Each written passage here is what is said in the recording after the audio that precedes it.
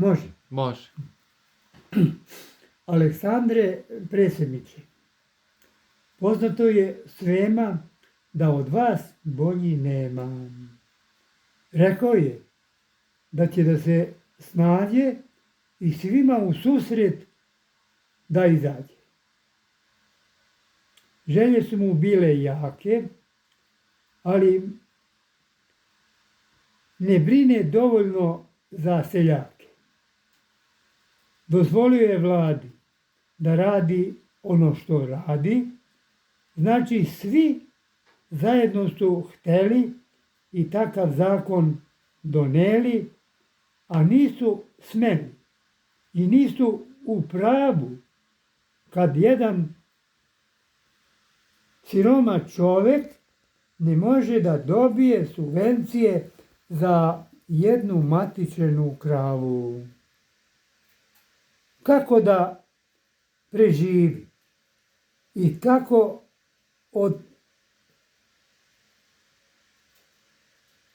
da se prehrani i kako od zla da se brani. Čemu sve ovo vodi?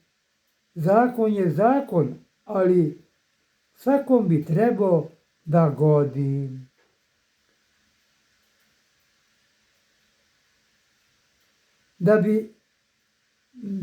Pitamo se zašto se slabi ljudi guše. A da li imate duše? Ako mislite da je ova priča prazna, stići će vas Božja kazna, od koje nećete moći da se oslobodite kad takav režim vodite.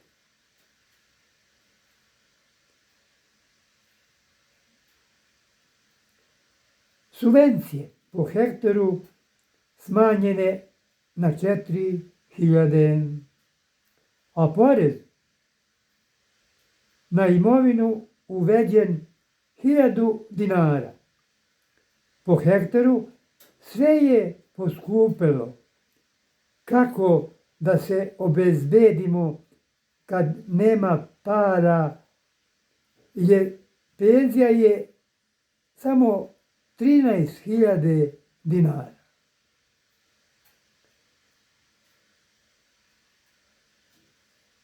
Svi ćute, iako vide, a trebalo da se postide.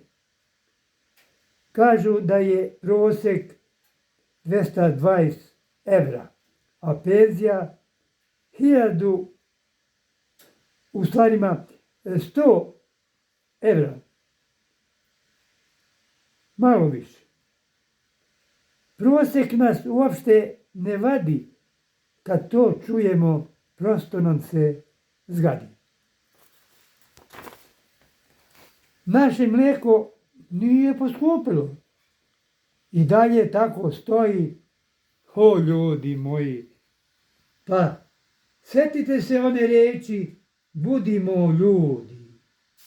Ovako se više ne može, ali gde ćemo iz ove kože?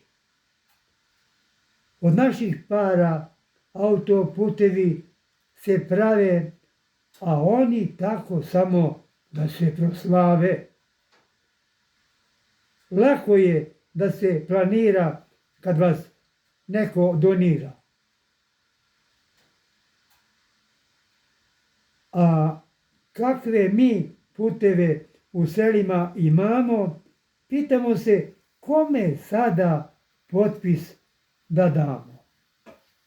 Vratite nam ono što smo ranije imali da bi i dalje dobar odnos imali.